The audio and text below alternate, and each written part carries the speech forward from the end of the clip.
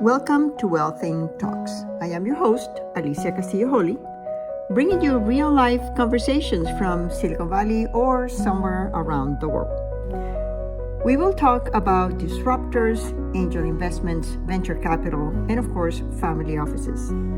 Join me along with my children, their families, friends, disruptors, and investors as we explore the fascinating world of creating wealth in a completely different and authentic way.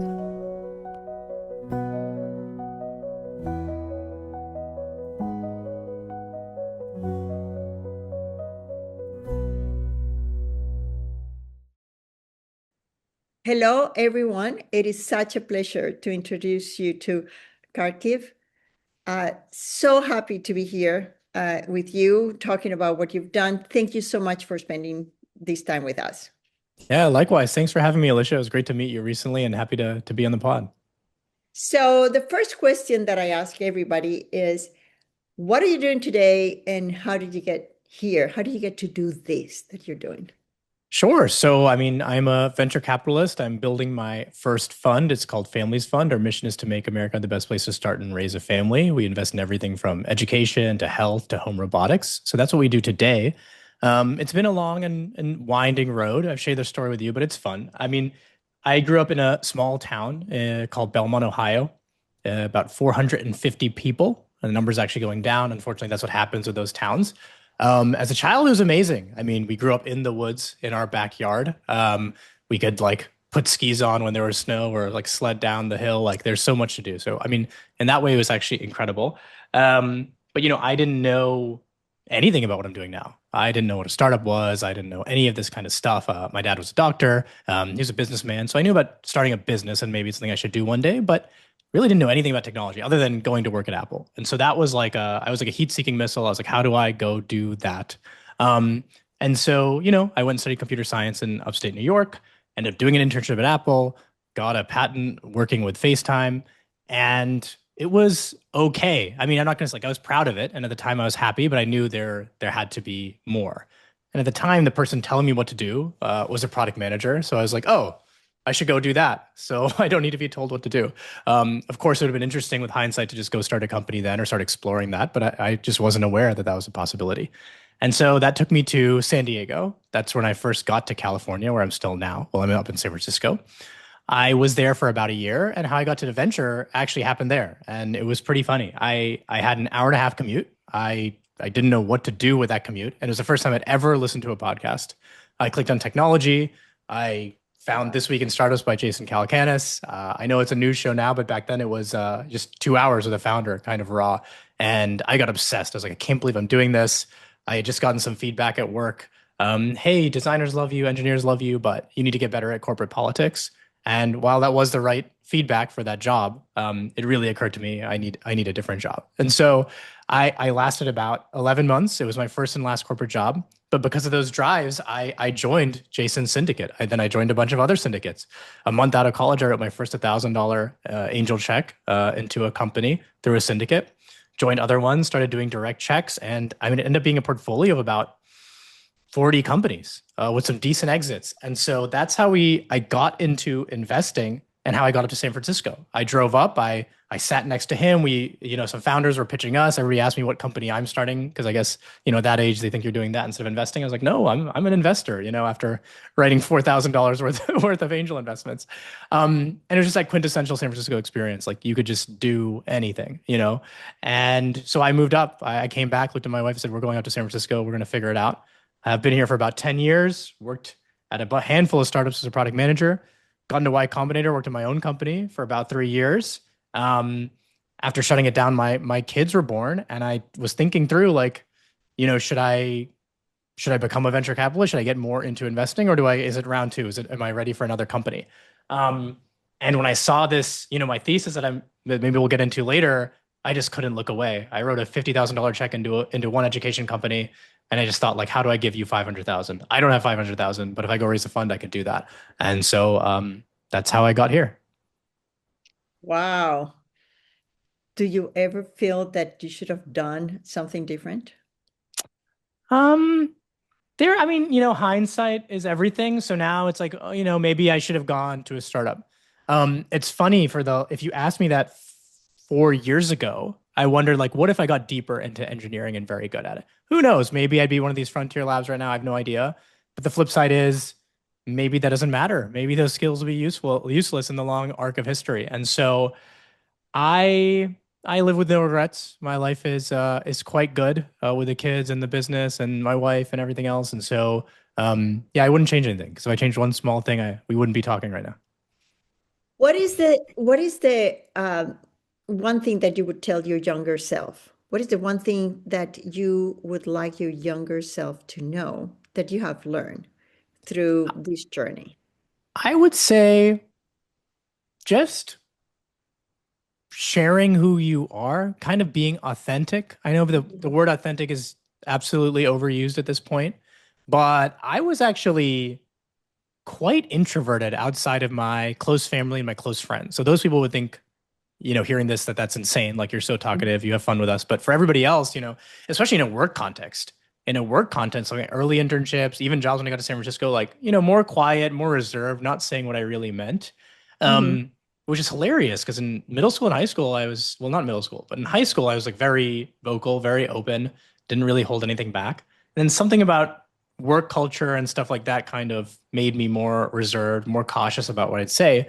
And I think that really, one, it's soul crushing. I think in a small way, I think it happens to everyone where you don't think about it because it's just a tiny thing. Every time you don't say what you actually mean, and it's not holding about some crazy idea. It's just, a little 5% less than what you want to say every single time, I think builds on you. And, it really changed for me. I was working at a company called Neighborly.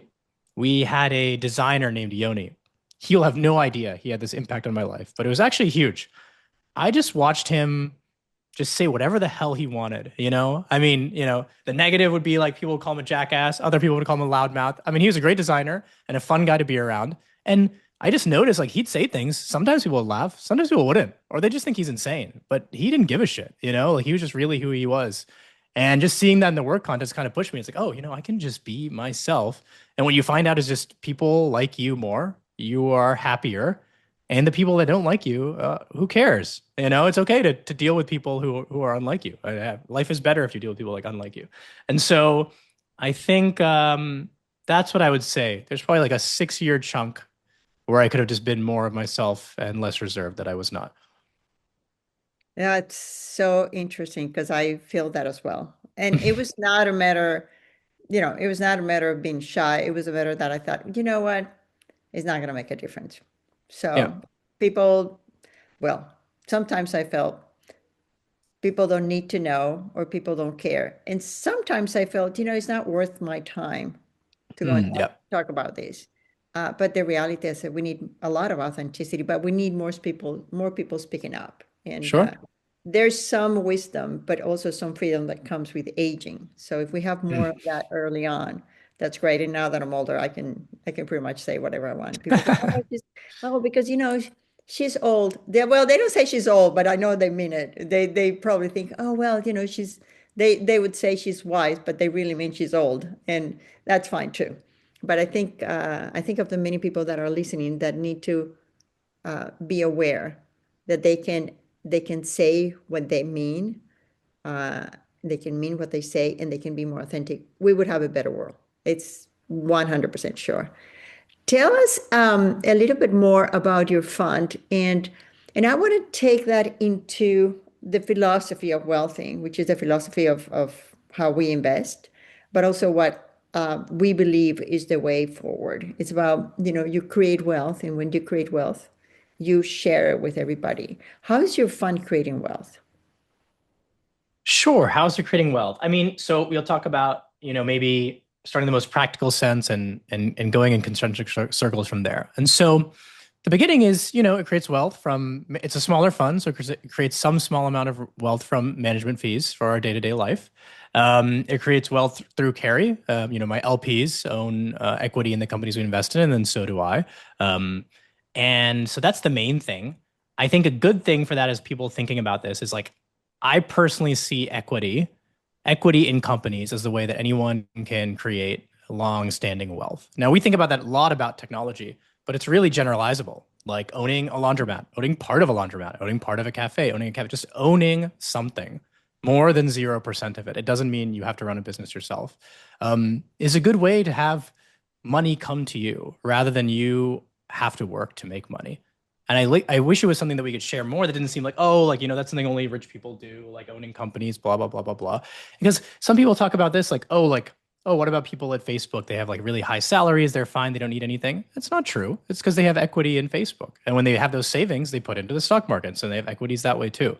Either way, I think just having equity in something is great. And as far as beyond that, so that's me, and people invested in my fund. When I go to think about the businesses themselves, the founders and their employees, same thing. Now, look, we don't typically lead, but we are the first check, so we create some momentum, and that enables them to. Well, founder will probably pay their employees first, so that lets their employees be paid. So they're creating wealth. Those employees have families. They get equity in their company. Hopefully, it all works out together. So there's that practical sense. But then the further layer out is all their customers. And so for us, those customers are parents, those customers are children. Yeah. And we really feel like what we're helping them do is allowing them to spend as much time with their kids as possible. And that's really one of the biggest missions of our fund. We like, how do you create products and services that make family life better? And so in a sense, that's creating wealth too, because time is in fact money. You can trade time for money and the other way around. Yep. And so we would like to give time back to these families. So now when I get a report, oh, we have 1 million customers. It's like, oh, we're helping 1 million people with their family life. That makes me feel good.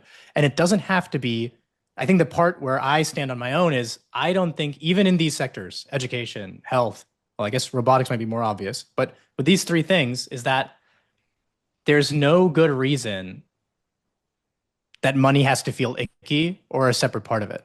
Matter of fact, Yeah. I believe that in aligning those incentives is what's going to create the best outcome. So if our founders make more money with every next family they help and nothing else, no perverse incentive, then it's a very powerful thing. And so I guess that's how our fund and everything around it creates wealth, but happy to dig in anywhere. No, that's really interesting. One of the things that we look at our club, we call it the multiplier effect. And sometimes it's not related directly to the money that we make, but it has an Sure. impact. And that was one of the things that drove me to invite you to the podcast, is that lens of let's make families better. Because we don't hear that in a lot of funds. Yeah. We just don't.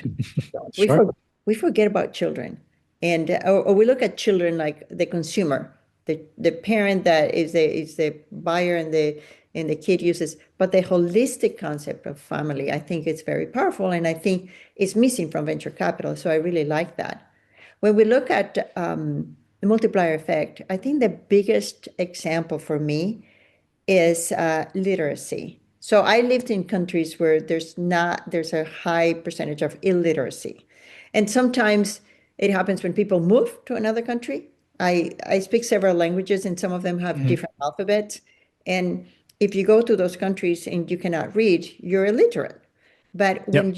when you provide information to people or education to people so they can read and write, you might get some direct benefit, but the whole society benefits. And that's a very powerful incentive to be investing and to be participant on that. And sometimes it's not the private industry that has to do that, but it's a typical example of how we can create wealth and share with other people without directly extracting all of it just for ourselves. Do you have any favorite company that you've invested so far? We don't call favorites here, but is there anyone that said, oh, I look at this company, it was so great? Sure. I mean, it's hard to pick favorites. We do a lot of literacy from different angles. So I can call out two companies. There's one company called Chalky. The founder, she's an incredible entrepreneur. What she noticed was she actually, she grew up in China and came here. She's one of the very few Chinese families where she was actually homeschooled. Her mom didn't think that's very rare there, and she didn't think just how kind of this machine way of learning reading and literacy was the right way to do it. So her mom came up with a method, taught her, started teaching other kids. This became a business. A lot of people were learning this way, and she kind of took those things to heart and brought them to, a software-based learning tool here in Canada and the United States. She's in Canada right now. And it was just so impressive to me to see, like, taking this thing that your mom did, which is beautiful in a way, Yeah. and incredible. They proved it worked too. It's not just like I'm gonna, do this from scratch, and using AI in a very interesting way because the core of the lessons are almost exactly what her mom did. But what AI does, and what she noticed, a very interesting thing she told me is, if you're selling to private schools, you need to increase the percentage chance the kids get into Stanford. Otherwise, they don't buy the tool. If you're selling to Wow. public schools, you need to, she's like just from a buyer at these places perspective, right? If you're selling to a public school, you need to make teachers more efficient, or administrators think they can, squeeze more out of their teachers. I hate to say it, but that's true. And in the end of the day, she's like, for homeschoolers, they want control. You can think about that word however you want, but it's like they want them to learn this certain way or that certain way, because homeschooling is like a startup. Everyone does it their own way. And so when she went into that market, she's like, look, I'm going to bring a proven way to learn literacy. And all AI is going to do is reskin it for you. You want to be about wizards? Great. You want to be about the Quran? Great. You want to be about the Bible? Have at it. With no opinions. Just use AI to get it into a place that you want to be. But the core lesson stays the same. And these kids are, becoming literate at a very high rate and a lot faster. And so, yeah, I really love that company and having that effect. I mean, I don't know if you saw, but apparently 54% of adults in the US are at a sixth grade level or below. So, Yeah. yeah, we need this. We really need to take literacy seriously. And I think we can. I think we're going to fix it. Yeah. Oh, that's fantastic. My oldest granddaughter decided to go through homeschool, and she's Yeah. graduating in May, and she's finishing high school. So uh, Hmm. it's very interesting to see her taking charge of her own education and, saying, this is what I want to do, having been to several Yeah. schools with no trauma. She's like, no, this is the way I want to learn. And yeah, she's full accountable for that. So, and what Sure. about the other company? The other company is one that enables this. So some people hear this stuff, oh, these tools are, I mean, Chalky isn't that expensive, but a lot of these tools, oh, it's going to be expensive. I heard Mark Zuckerberg homeschools his kids and has a building and a new tutor every day. That's great, but how on earth could I afford that? That's what most people think. And so this is actually our very first investment in this thesis. It was a company called Pathfinder. Founder's name's Aman. And what he did is try to build this business that helps parents get as much federal and state dollars as possible. So across the US, there are about 33 states and growing that have some form of school choice. It could be money that goes directly to a private school, all the way to a place like Arizona where it's up to $10,000 per family per kid. And so, we've heard stories of families where their net income is $60,000. They have four kids, and they're receiving just about $40,000 from the government. That family homeschooling their kids, they feel like Zuckerberg, all things relative. That's so much money for them, and they can build the exact dream scenario they want. So they can use AI tools like our companies if they want. They can hire human tutors to come in if they want. They can join with three families, and maybe they can get a physical space, and do something. And so Yeah. we really like to see what that's unlocking for a lot of families, and making it more equitable, and more people have access to this stuff now. Wow, that's fantastic. I can only imagine what those kids are going to be like when they grow Yeah, and have broken all these expectations and paradigms about what education should be like. So sure. that's really, really interesting. Do you think you would do homeschooling for your kids? That's what we're doing right now. My oldest is 2.5 though, so I'm not going to say it's that. I mean, it's a lot of effort. There are things that are aside from academics, there's plenty you have to teach a toddler. Yeah. And so it's definitely a handful. He's learning phonics right now. He knows almost every sound. He likes to read signs on the street, or try to. And so we're really enjoying it. My wife has really leaned into this right now. And the way I think about it is, the word homeschooling, I feel like is very reductive, but at the same time, it's so powerful. I don't think it's worth changing. And what I mean is, when I talk to people, especially younger friends, they're like, oh my God, like, how are they going to be socialized? Are they going to be home all the time? And I look at my older son, he's never home. He's like in the redwoods right now as we speak. And so that's the thing. He's very rarely home. Lessons are about 15 minutes a day. He's quite advanced for his age, and is in terms of the one educational goal right now, which is reading. And so I think it can be great. Of course, there could be horror stories, sure, and there could be exceptional stories. Like I said, everyone homeschooling just means you're doing it yourself. It doesn't mean anything in a way. Yeah. And so that's what we're doing now. And we'll keep rethinking it every couple of years. What does that mean? Maybe he wants to hang out with some kids. If when he's 6, he tells me, "Hey, Dad, I heard of this Alpha School thing. Looks cool. They're starting businesses. Can I go there?" Sure. I don't need to keep you at home. And so yeah, that's how we're thinking about it right now. Yeah, I have a friend who homeschool her kids here in Silicon Valley, Hmm. and she and her husband both work in tech, Yeah. and they live off the grid, and they build their own house with poles, energy poles. It's the most amazing family, and the kids are so well-rounded and lovely, and they're actually, I think the youngest one is going to college now, but they had 5 in a row, so every year they Wow. had a kid, Nice. and yeah. And I of course I joke with them and said, and then you figure out that you didn't have to have a kid every year. And she said, yes, we did, and we stopped. But it's amazing. They both work full time, and they manage to homeschool their kids, and the kids are Interesting. absolutely amazing. So yeah, and what you say is right. It's just another option, and education is so important. But yeah, I'm glad you're bringing that to our attention. I don't think we've had any podcast about education, so this is really really cool. Sure. Let me wrap this up with a question that's very profound for me. When I was 13, I fell off a horse and I was in coma and I died, but I didn't die fully. So I could look at myself dead, like they say you're in the Mm. whatever thing that people say. So I felt very sad because I thought I was dead. And I woke up one day, 4 days later, I woke up and I realized that life is really a gift. And I decided consciously, I'm going to make the most of my life, not just for me, but for everything that I touch. Because when you see face right here, death right here, then you realize that there's something that you have to do.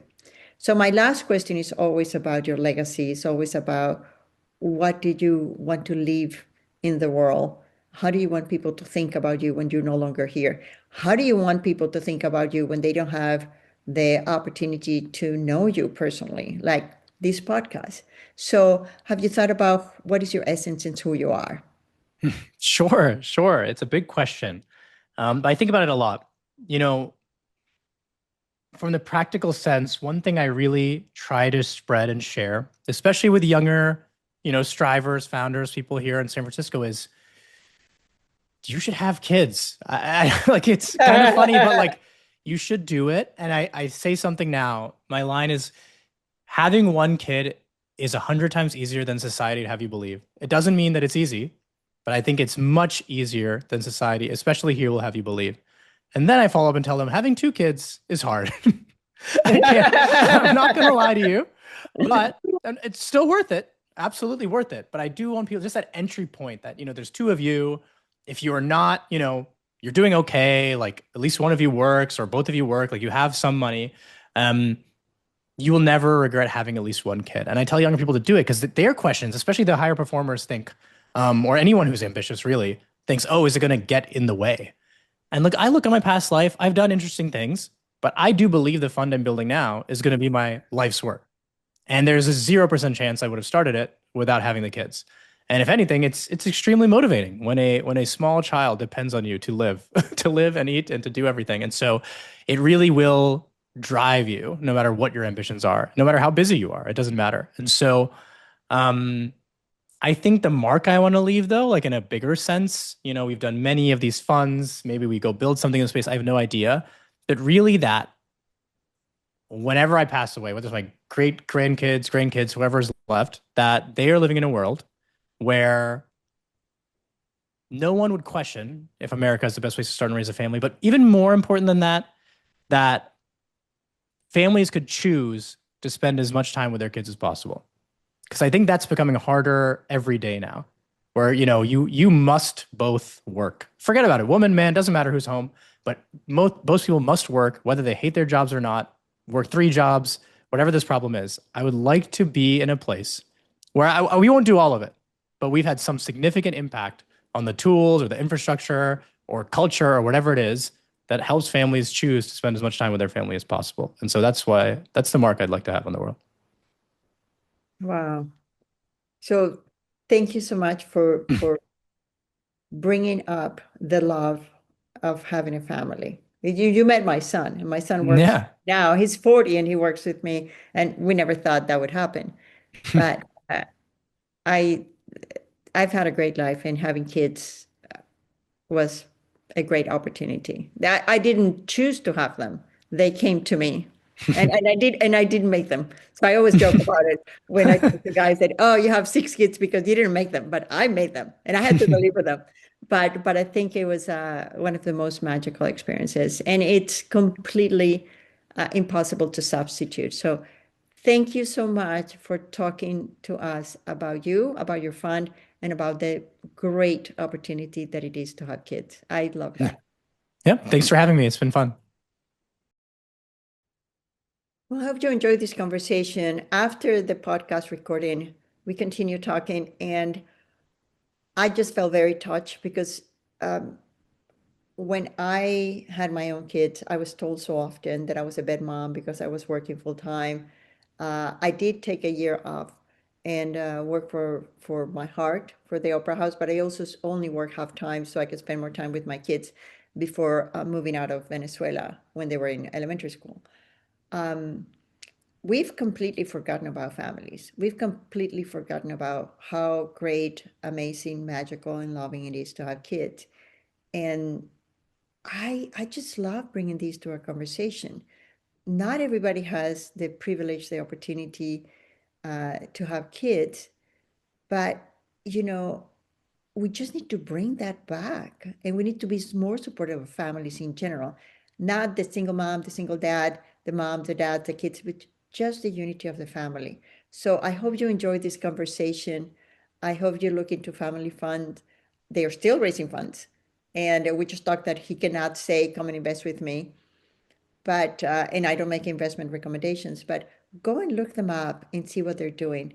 And I hope you enjoyed this very, very deep conversation mixing venture capital investment and the betterment of families.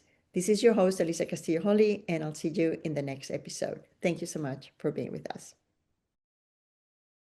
Thanks for tuning in to our Wealthing Talks. I hope you've enjoyed this conversation.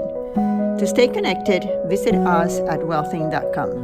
This is Alicia Castillo Holley, your host, and until next time, yours in Wealthing.